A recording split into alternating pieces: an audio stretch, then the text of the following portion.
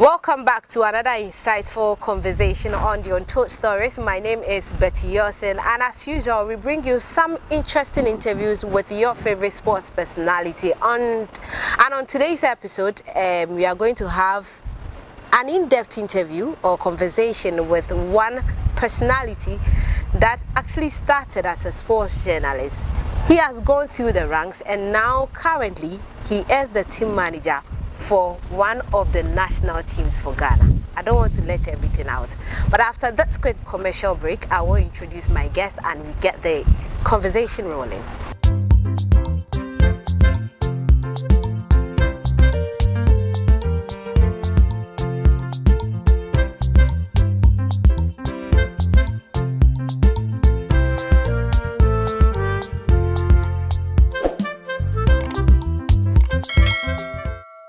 I am pleased to have you on the show. Welcome.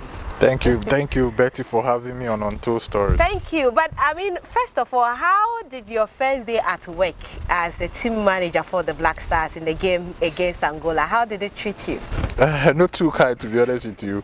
It wasn't too kind? Yeah, it wasn't too kind because, preparations towards a competitive fixture is far different from when you are playing a friendly game. Unfortunately, in my scenario, I got my baptism of fire with a competitive game, so the margin of error was very, very tight. I didn't have room to mess around at all, so it wasn't too kind to me. It was a real baptism of fire. I hardly slept because you wanted to make sure that you cover all the bases and ensure everything is in the right state for you to propel the team towards victory.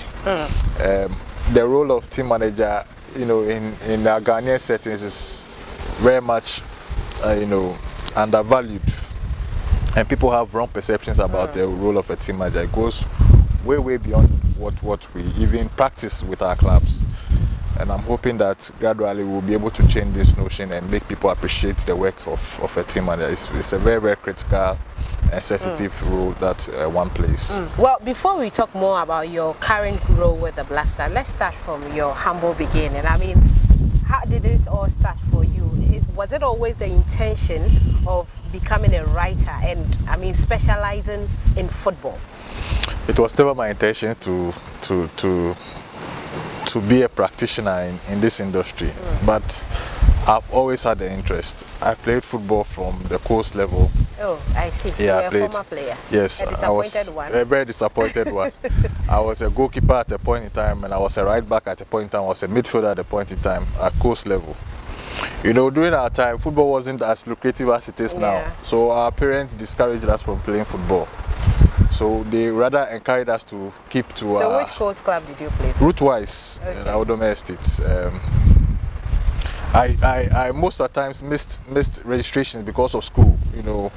The very, very serious one, the Kobolos, as we call it, the trans in school, they will always run and go and get registered. So I always missed registration. So I never really played the league matches at coast level, but friendly matches I went to trainings because I had interest in football. I always followed football. I follow sports in general. The interest had always been there, only that I didn't get the opportunity to really exhibit my talents as a footballer because, like I said earlier on, my parents were more focused on getting me to educate myself rather than to play football. So that made you find love in writing? Not necessarily. I just wanted to occupy yourself. Yes. I remember after secondary school, my first was I didn't pass well, so I couldn't enter university. So I decided to work as an artisan with my uncle. My uncle was a big-time engineer, printing press engineer. He used to tell me stories about how he dreamt about working on machines and asked me, what do I dream about when I go to bed? But that actually was a turning point because when I go to bed, I dreamt about sports. And I realized that he was so good at what he was doing because he followed his passion. So 7 years after, I got admission to go to university. At that same time, my uncle sent me on an errand to get him a decoder.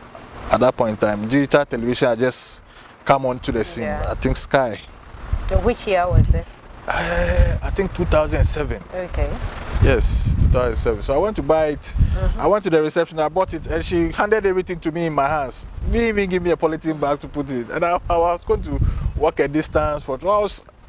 I was arguing with the lady. I've come to you, I bought this weight of materials. You can't even put it in a bag for me. And the gentleman just walked in, wearing a round neck, branded sky t-shirt. I was asking the lady, but why didn't you put? The lady was like, oh, there's no bag. So the gentleman offered to give me a ride to the junction so that I can pick my trotro and maybe, or perhaps get a bag on the way. But as we sat in the car, they were running commentary in his vehicle, and I passed a passing comment, and he started engaging me in football discussions. So through that engagement, even the ride he gave me, it got elongated. I was like, gentleman, I like the way you analyze sports. Have you ever been on TV before? I said, oh no, I just do it for. I didn't know then. I will reveal him. I said, okay, I'm the owner of this station. That was with Sonata. Oh, okay. With Sonata. He was the first person who gave me my first media job. He said, okay, I want you to come and do panditry work. I said, hey, yes, you can come.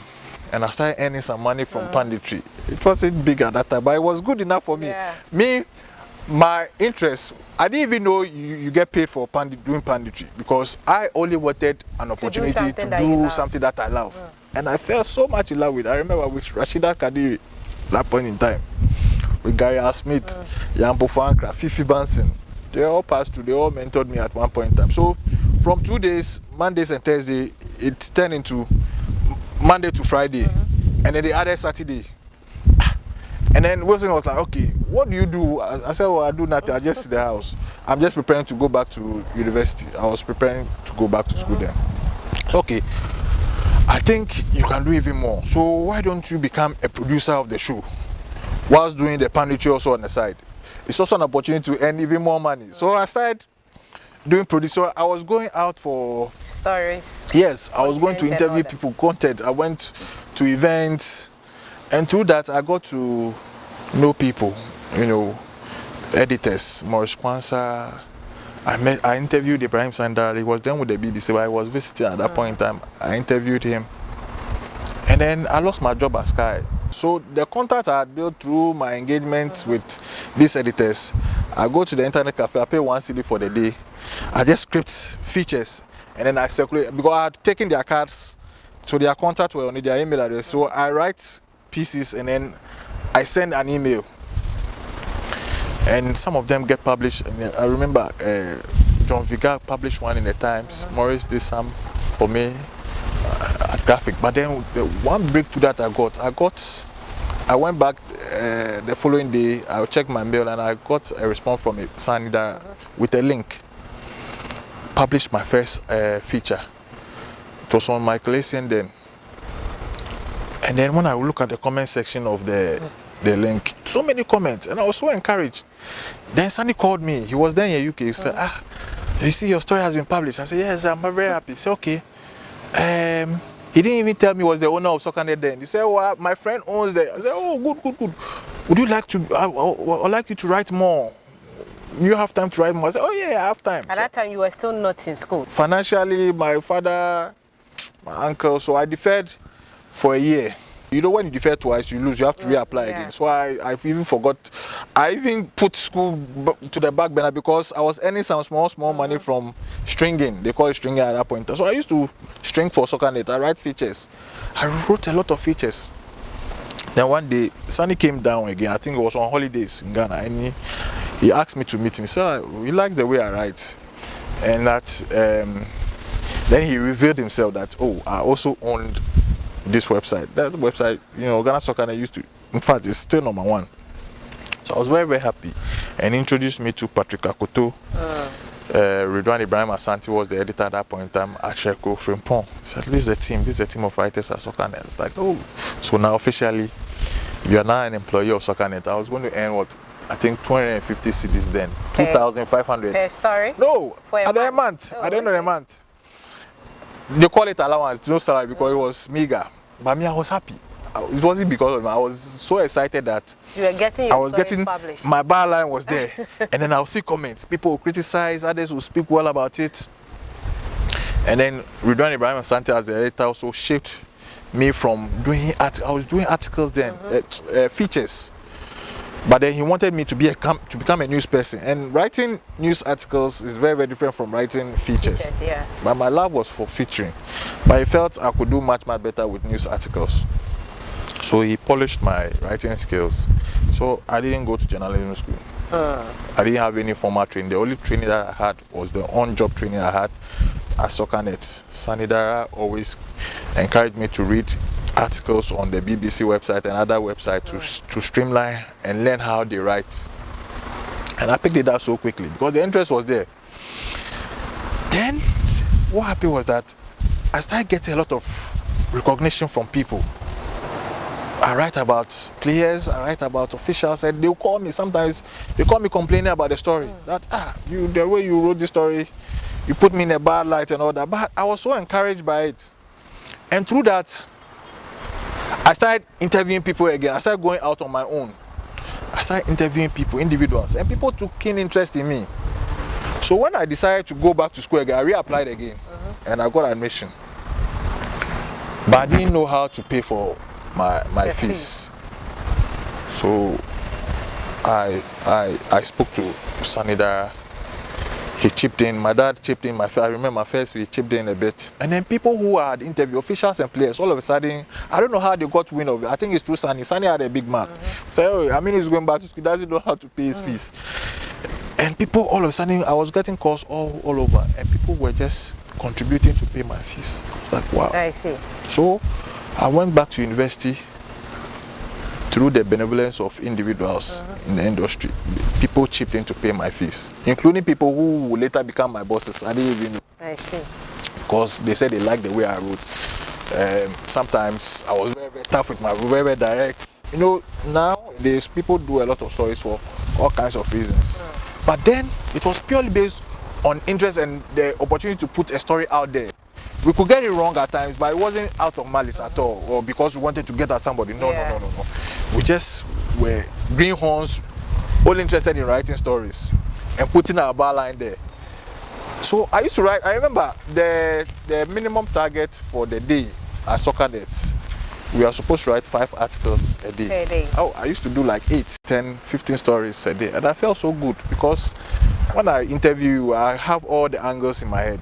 And most of the times I missed exams, but because I had most of my professors and lecturers knew that you were I was working. Well. Yes, because some of them were also reading my articles, so they knew. So I always came with permission. I'm always outside covering a tournament, AFCON, or any tournament outside the country. So usually exams, and it usually comes around the exams period. So I usually wrote exams with a receipt, so people thought I had failed the exams and I was writing. They didn't know that. No, so I mean, at what point in that period did you meet Kurt? You see, I mentioned earlier that in paying my fees, people contributed, people that eventually even became my bosses. So I had graduated with BSc in economics. I didn't fancy working a 9-to-5 job at all. Institution. And I didn't know what I was, but I knew I had to move. So I told Sunny I wanted to resign. He didn't agree with it. So okay, you take some time off. I'll give you some time off. Take a month off. Just relax. If you feel the same way after the month, then maybe we can have a discussion around it. So after a month, I didn't feel any different. I felt the urge. I had to move on. I went back to him. He felt I was leaving him to join another. So he was asking me, do you have an offer on the table? I said no. He was ready to, whatever offer it is, I was ready to keep, because I was one of his star writers. So he agreed reluctantly. And 2 days later, I just wrote on my Facebook an appreciation and notice of my resignation. I put it on Facebook and I got a lot of reactions, a lot of comments. Oh, why are you leaving? Where are you going to? You know, the usual. Then the following day, I got a call from Kurt. He said he saw I've posted something on Facebook. He even thought I was an owner of the website. People believed I owned the website because I was the face of it at that point in time, alongside Patrick Akoto and the rest. He said, okay, I've read your Facebook post that you've resigned from SoccerNet. aren't you an owner? I said, no, I'm not an owner. So why are you moving to? I said, oh, to be honest with you, I don't know. But I had strong faith that once I resign, once I get hungry, I'll find a job. Say, it's okay. I want you to come and join me run Dreams FC.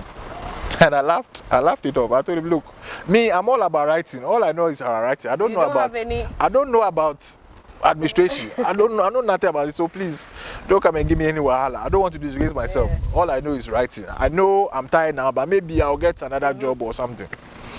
Say, oh, I should think about it. It was around Christmas, 2015, Christmas period. And then I attended a party. And then I happened to meet Kurt there at that party. It was a party of a mutual friend of ours, Opariotu, I remember. I said, I told you should come for us to work at Dreams FC. You've not given me a response. I said, but you know, I told you, I gave you a response, but just that you didn't like it. I'm not interested, though, because I don't know anything about football administration. So no, okay, no problem. I should come and meet him the following Monday at his office, then at Jolo. It was a one apartment office in Jolo. I went there and it was almost like a panel. It was Kurt, it was Gigi Mohammed, the president of Dreams, and it was the vice president, Prince. They were seated waiting for us. It was a formal setting. But you said I should come and visit you. I said, hey, I knew if I told you you should come and we should talk about your job, you won't come, but I think you can do this job. I said, oh, man, I was here to even tell people, look, you know, this man paid, he contributed to my first fees when I was going to, we laughed about it. We were having an informal discussion. No, it was an interview. We're talking about, and then he stood up and left the meeting, and Gigi also left and was left with Prince. I didn't know what was going on. Prince apparently was vice president in charge of finance, so was being tasked to negotiate with my terms. I said, okay, so how much do you think we should pay you? I was like, these people say, don't go anywhere, you sit down. We know you from afar, we followed you and we like you, we think you can do this job. So I didn't know which amount to mention. So he just mentioned an amount, 1,000 something. Then I had no earned that money before, but I was stupid. I should have doubled it because they would have taken it then. And I said, oh, yeah, okay, it's good. And they'll give me some allowance. So it was good money. So I started. I remember my first day of work, even though it was holiday, 1st January 2016 at Dreams FC. So you were earning like 1,000? 1,250. That was what was on your pay slip. My appointment letter. But then there were other allowances, and Kurt was naturally a giver. He's still a giver. Kurt was just giving me whenever I had money. I never bought lunch at work. So I was saving actually my salary. He was giving me 4 coupons, and everybody around the family was willing just to give me money. I don't know why. It was, and I think it's the way of life at Dreams FC. You know, we have this kind of concepts with Round Dreams FC. Whenever we make money, we are very, very free with giving. And I think it's a very, very good. It's one thing that a lot of people must learn. Giving is a way of getting in another sphere. We get a lot of favors, not because we are the best or we deserve it, but because maybe we have done some good deeds some years ago or some time back, and we are reaping from it. So I was saving my salary, and I was just chopping from, as you say, from the other perks I was getting from work. I remember my first week at Dreams FC, I was just sitting at the desk, not knowing what I was doing. Everybody was working, I was there. Then gradually they just gave me, okay, this is a contract, look through. And then I read the contract, I realized that there was so much mistakes and loopholes. And I was asking questions, say, so do something about it. So they employed me as administrative manager then. So I was basically in charge of looking through. I wasn't a lawyer.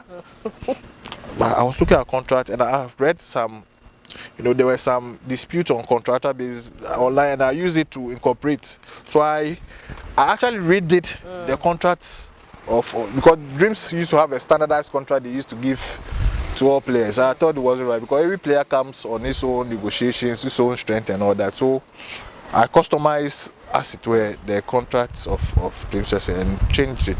In the course of working with Kurt, did you anticipate that he will one day stand for FA president? Not at all. Our dream at Dreams FC was to make money. Young people. We had, was our business model? Football club, Division 2 at that point in time, Division 1. We had a group of good players. We brought in scouts. They took our players away. They signed contract for clubs. We earned something. We used part of it to cater for the club, and others we give it to ourselves. I was using a rickety car then. Kurt bought me a new car. I see. Yes. I think he took personal interest. Look, in you. I'm blessed because I lost my parents whilst I was in university. And when I lost them, I had nobody to take care of me. So I was a child of the world. So people just took me as their wards. Their ward, one way or the other. People were helping me along the way. I didn't know.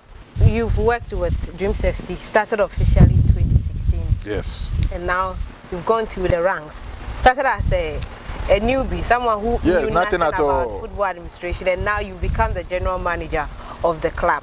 And then you went to school abroad, came back, prepared yourself, and now you are even the school I brought in, look, it was from Kurt. Kurt told me, look, I think you should further your education. I think I applied to 8 schools. I got 5 of them came back and I had admission. On the second year where I was about to lose my admission, he was going to run for elections. I think there was number 12 then. So football had gone to a hole, nothing was happening. And then he said, okay, he told me he wants to run for GFA president. I didn't want to put myself in a position where somebody, a beloved person will be in a public space and they are hammering him. I wasn't ready to take it. But he told me something. He said, look, it's another leg of growing up. For you to grow up to become a full-blown man, you need to put yourself in a position to affect change. Whatever the cost, criticism will come along the way. It's also part of growing up. There have been others that think that. I mean, you have gone to school, prepared yourself. Now you have a new appointment with the Black Stars. I mean, when your appointment came out, there were a lot of criticism. People were like, it looks like Kurt is making GFA friends and cronies. He's bringing all his loved ones to the FA. When you hear these things, how do you feel? Do you think that that is what is happening? They are very justified in saying what they are saying because they don't know. You see, perhaps if I'm put in their position, I'll say the same thing. It's very, very normal. It's very, very normal. If people don't know you for your competence, the experience, and even your level of thinking and appreciation of issues, they seem to perceive you in a certain light. He's Kurt boy. I'm a proud Kurt boy. I will never run away from it. But then, even when he told me about it, I told him, I don't think it's a good move for him. Politically, it's not good for him. Because already there's this notion out there that he's there, Dreams FC. But if you go critically, there are about 100 of appointments. You remember when we first won election, even people thought I was going to be general secretary at that point in time. But he told me, look, if I take all of you to the GFA, who will run Dreams FC? Dreams FC will collapse. And it's true. In fact, Dreams FC has been struggling since he went to the FA. You could see, check the records. Look at how we are always battling relegation. So I won't fault people for criticizing. It's very, very normal. But the only thing that I'll look out for, the person you are talking about, you think he's competent enough to do the job. For me, it's number one. If he's not competent to do the job, then maybe you have a lot of a solid ground or a basis for which to criticize. And I also told you, I'm not the only one. I'm not the only competent person who can do the job. That's why I'm saying that in this world also you need the grace of God and favors from men. The grace of God goes to the favor of men. I was lucky to work with him before, so he knew me through and through. So he can trust me. He can vouch for me. So naturally, he will give me the opportunity. If through my working relationship with Betty, I know Betty is the best person to do this job. We shouldn't shy away from giving Betty the opportunity, because at the end of the day, somebody must do the job. It's better you put the right person to do the job. Whether it's your friend or not. Whether it's your friend or not, it's immaterial for me. But I mean, now, you said earlier that when he decided to go for the GFA presidency, you knew that he's putting himself out there for criticisms. And obviously, day in, day out, if Kotoko loses, Kurt is criticized for having a hand in it. If Hasselhoff wins, Kurt is criticized for having a hand in it. I mean, day in, day out, he is being criticized for how Ghana football is going. Do you think that with the work that he's done so far, if he's to stand again, he'll win? Even before then, look, leadership is a very, very lonely place to be, Betty. Initially, when the criticism started coming, I couldn't handle it. So you could, if you follow me on social, I used to hit back, but now we are used to it. We are used to it. You see, criticism is very, very normal. Sometimes, what I can't stand is when people lie. You see, when people lie as the basis for their criticism, that I can't stand. But we've moved on from there. We are also growing. Mind you, I'm still a young person. He himself is a young person. He's a human being. He'll make mistakes. But you see, because he's put himself in the public space, every mistake he makes as a human being, and every human being is allowed to make a mistake because you are human, you are not perfect. Any mistake he makes, people pick on it, and he has made mistakes. Some he has learned a lot. He has never been GFA president before. It was the first time he was a GFA president, so he was bound to make mistakes. Only that in our part of the country, when people make mistakes, we tend to crucify them rather than try to help them to mend, because at the end of the day, he's GFA president for 4 years. If you bring him down and he runs down the industry, all of us will lose. But if we help him to learn from his mistakes, correct them, makes the industry better, we'll be better off. You think if he stand again, he has I think he has a very, very big chance of winning. Really? Very, very big chance. Look, Betty, the GFA itself is not telling his story well. And I hope they wake up from it and tell their story. But even without the story, people who are in the industry, people who spend their time and resources on football know that there's been massive improvement. So I mean, on the scale of 1 to 10, how would you rate his administration? I'll give him 7. Really? I'll give him 7. That's a good number. That's a very good number. I'll give him 7. And the 3 is from what short for? Betty, we have to recognize where we came from. Football, we started from 0 because we had gone from normalization. There was no organized football. So we start from point 0. So when people conveniently make comparison between Kurt and Kwesi Nantechie had 13 years. Kurt is just 4 years. So even the fact that people are even drawing comparison gives me a lot of comfort that this man is doing a lot of work. Because if people are using 4 years of his work to compare 13 years of reign, then I know a lot of work has gone on behind the scenes. A lot. Look, if you look at Division 1, the improvements that have been made in Division 1, even the clubs. I have a Division 1 club now. I get minimum $5,000 as sponsorship. I don't pay officiating fee. Remember then, sponsorship then for Division 1 was geared towards payment of officiating fees. The GFA pays officiating fees for all clubs. And then on top of that, they give you 5,000 Ghana cedis as it's nothing compared to the amount we spend. But in the absence of nothing, something is better. 5,000. Aside that, we have 15,000 worth of full support. That's never happened before. We are getting boots. 30 players, 30 set of pairs of boots. The popular boots I buy boots, so I know. Go to market and buy 30 pairs of boots at a go. You will see how it is like. We are not saying that we can't buy boots, but the resources or the money that I would have used to buy boots now is being channeled elsewhere. Perhaps to even top up the allowances I give to my players. So, yes, and you see, always when I make a reference to these things, I always juxtapose against where we come from. We came from 0. That's the point, people. We came from 0, where football was nothing. We had absolutely no business qualifying for the World Cup. Somehow, we made it to the World Cup. We didn't go beyond the group stage. But being at the World Cup alone, even in the midst of all these challenges, is a huge... We played against Nigeria. Nigeria had not gone to normalization. They had everything, all the resources. They have the federal government, the states are very much involved in financing clubs, national teams and all that. The government is doing this bit, but I think they can do even more. In countries where football has thrived, there's direct government investment financially into the industry, and we keep preaching this, that hopefully our government will also get it and pump as Enough much money. Yes, because this industry has the potential of changing the economic fortunes of this country. I mean, now football is a big time investment. Big time. Yeah. Big time. I mean, a lot of people have always had issues. I'm still remaining on Kurt because you are someone that knows him through because you've been with him for a very long time. But a lot of people have always had issues with how he reacts to issues when it happens. Yeah. I mean, we've seen when we came back from Cameroon from the AFCON, and I mean, when matters arises, the way he reacts to issues. Do you think that it's something he needs to work on, or it is because of the heat of the moment? First and foremost, Betty, people, the general public don't get the opportunity to know the kind of person he is. If you know the person he is, sometimes you even let go of some of these things. Yes, but it's normal. And I also told you that he's a human being. He has never been GFA president before.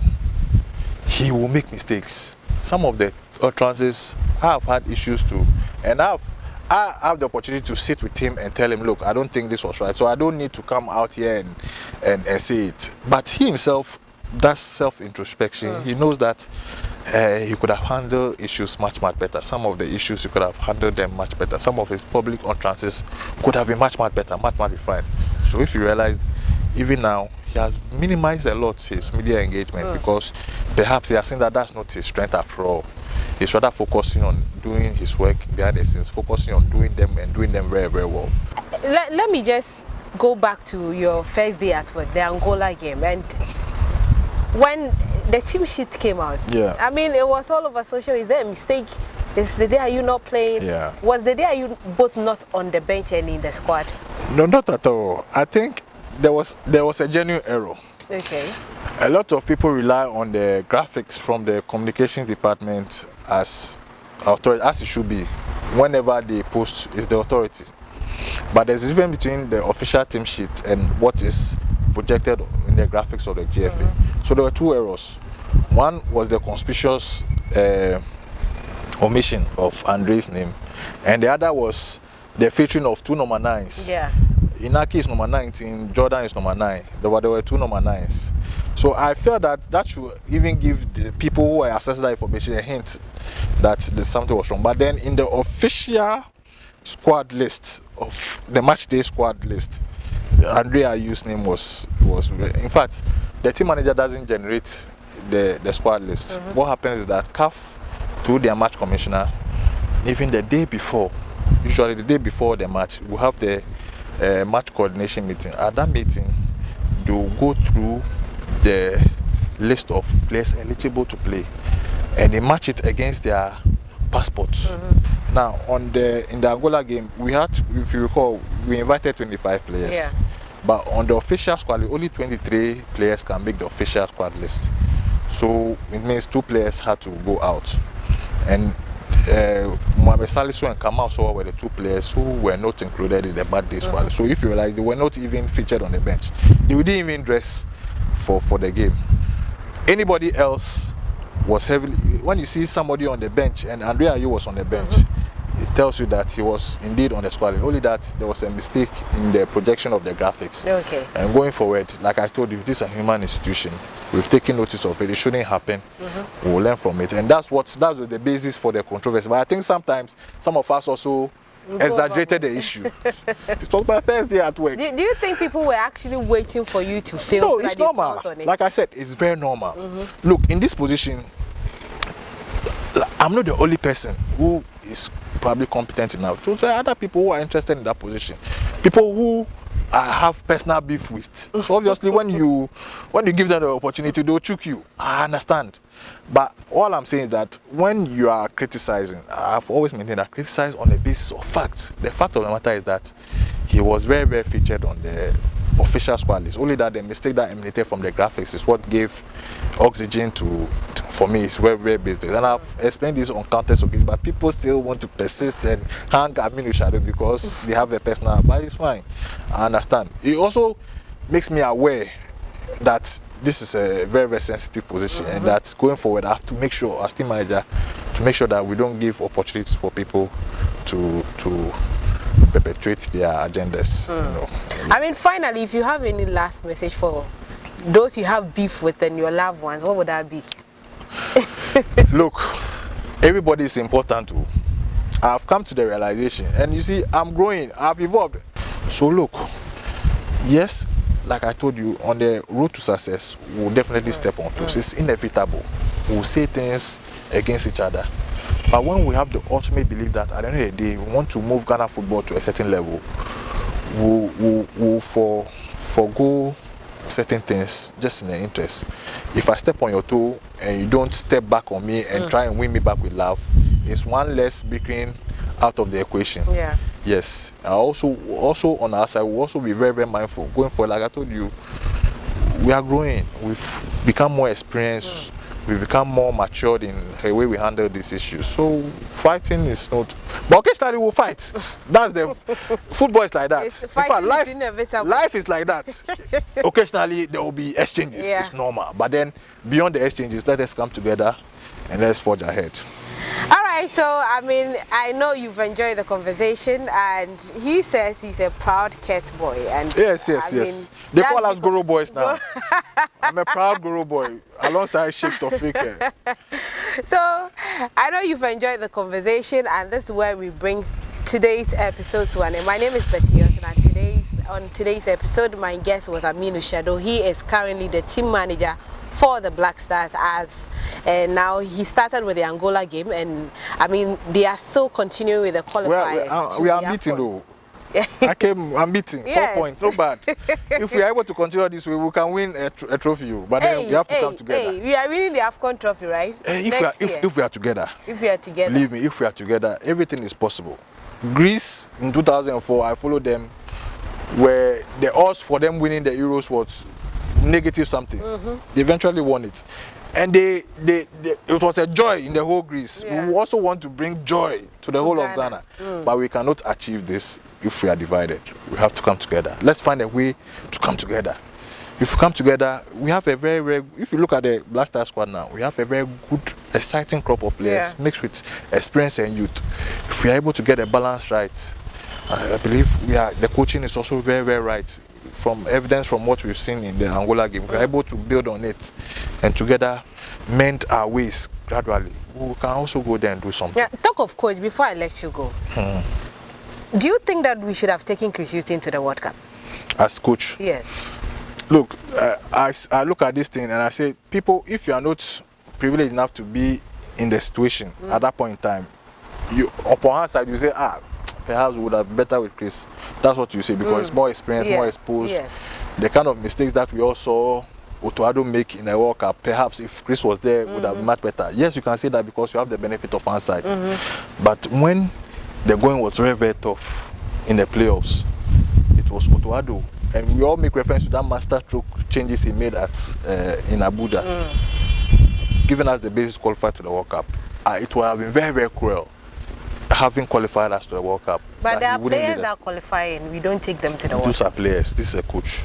That's what I'm saying. When you are not in a situation, sometimes you don't understand the factors that led to a certain decision. A lot of Otoado wanted to do well for this country. Okay. But of course, he had these limitations. We all saw the limitations. We've learned from it. Going forward, hopefully, when given the opportunity, maybe it will be a different route based on the prevailing circumstances. But at that point in time, for me, I don't think we should have any regret at all that we took Otoado. He did so well. He played his part. He played it well. He reached his limitation. He's moved on. Perhaps maybe you improve and come back another time to even do better things. So let's not kill ourselves over it. He's passed and gone. Now there's a new man in charge. He has started very, very well, and the prospects are looking very good. Yeah, we'll see how it goes. All right. Thank you for sticking and stay. This is Untold Stories. My name is Betty Yosin. Catch you on our next episode.